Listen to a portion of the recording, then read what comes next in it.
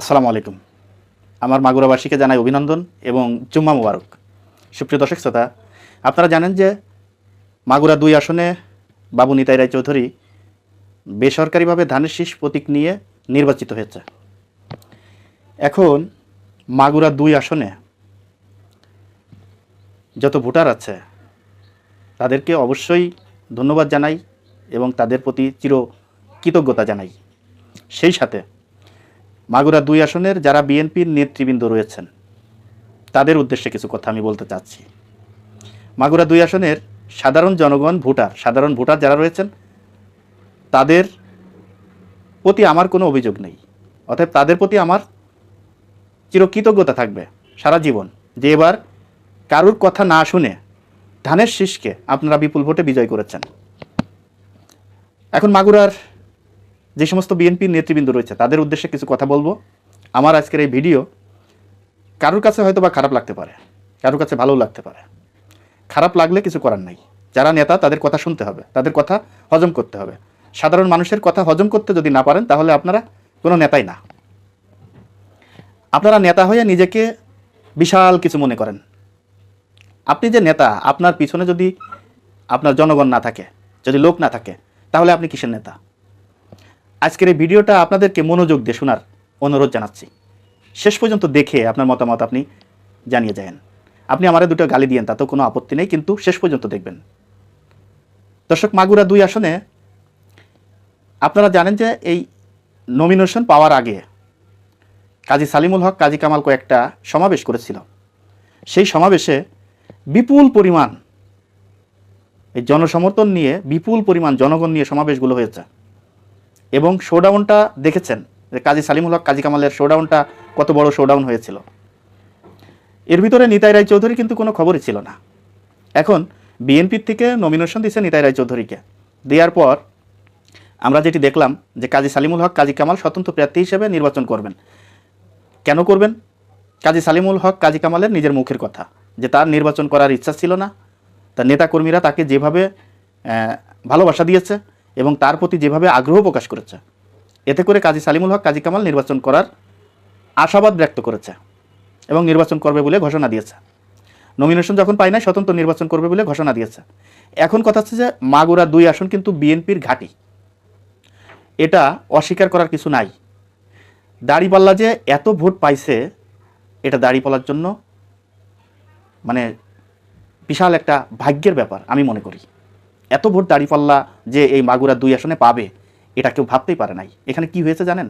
যারা নেতৃত্ব দেন ভাই, নেতৃত্ব দিলেই হবে না, দল করলেই হবে না, রাজনীতি করলেই হবে না।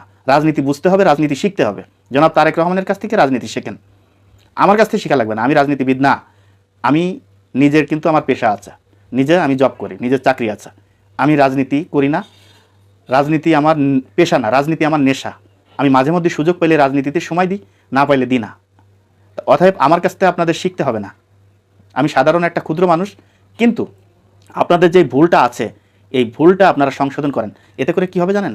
সামনের দিনগুলোতে আপনাদের ভবিষ্যৎ ভালো হবে, ভবিষ্যতের রাজনীতি আপনারা সুন্দরভাবে করতে পারবেন। এরকম বিপদে আপনাদের পড়তে হবে না।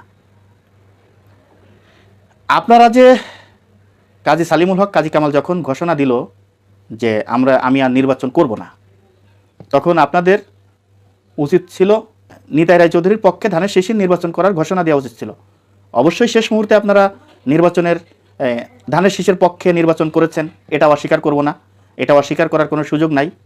এই শুধু যে কাজী কামালের যেই নেতাকর্মী আছে, তার যে সমর্থক আছে, আমি তাদেরকে বলতেছি না। আমাদের নেতা এই নিতাই রায়চৌধুরীরও যেই সমস্ত নেতা লিডার আছে তাদেরও কিছু ভুল আছে। আমি আজকে যে কথাগুলো বলবো একটু মনোযোগ দিয়ে শুনবেন, আপনাদের কাছে অনুরোধ।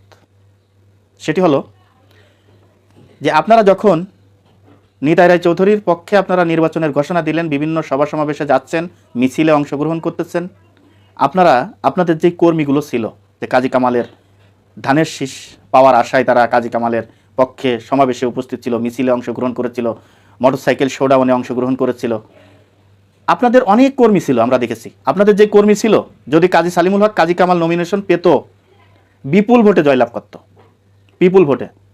এরকম হাড্ডাহাড্ডি লড়াই হতো না মাগুরাতে, বিপুল ভোটে জয়লাভ করত। কেন জানেন? কাজী কামাল রে মানুষ, সাধারণ মানুষ, মানে দলমত নির্বিশেষে ভালোবাসতো। আমিও কাজী কামালকে ভালোবাসতাম ব্যক্তিগতভাবে। কাজী কামাল যখন আমাদের এলাকার এমপি ছিল, আমার মতো কাজী কামাল ভক্ত লোক কেউ ছিল না। কিন্তু এখন কেন বিরোধিতা করলাম?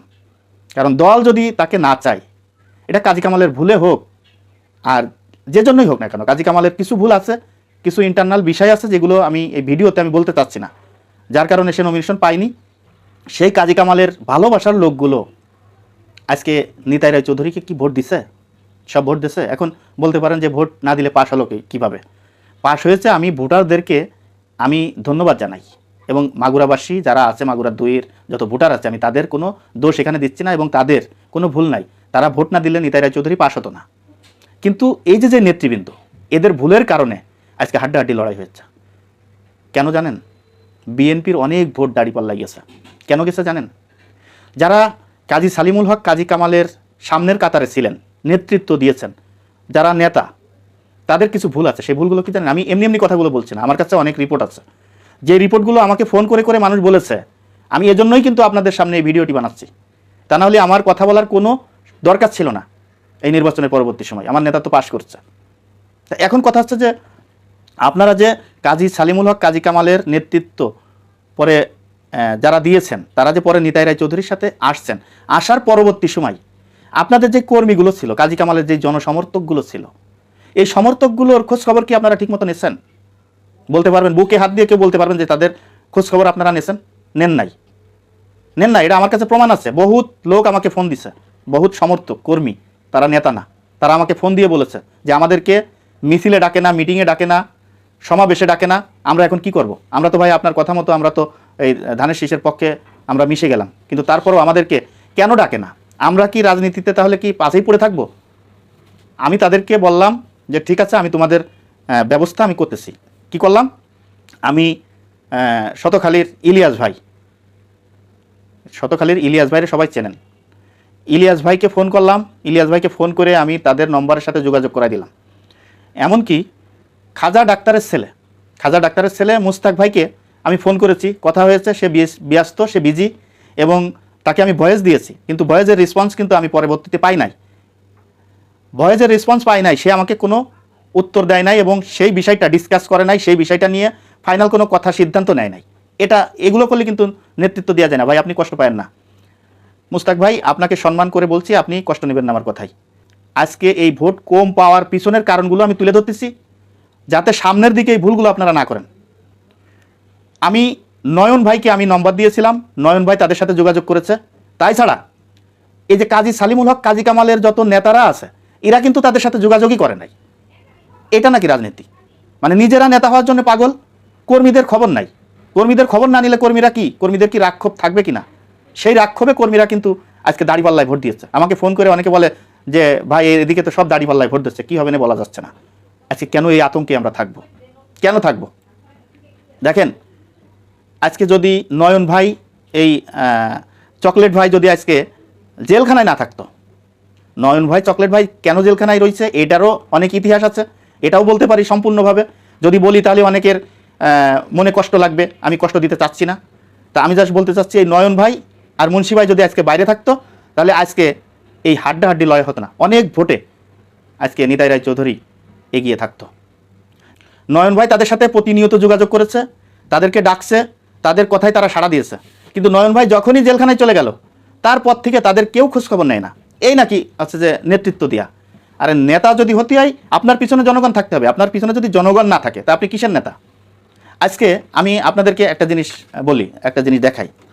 আজকে আপনাদেরকে আমি একটা জিনিস দেখাই যে সঠিক তথ্য হয়তো বা নাও হতে পারে, কিন্তু একটা বিশ্বাস্ত সূত্রে থেকে আমার এইগুলো নিয়ে, যেটা মাগুরা 2 আসনে নিতাই রায় চৌধুরী কত ভোটে নির্বাচিত হয়েছে, কত ভোট বেশি পায়ে নির্বাচিত হয়েছে, এটা আপনারা একটু লক্ষ্য করবেন। সেটি হলো 1,47,896 ভোট পেয়েছে নিতাই রায় চৌধুরী ধানের শীষ, আর দাড়িপাল্লা পেয়েছে 1,17,018 ভোট।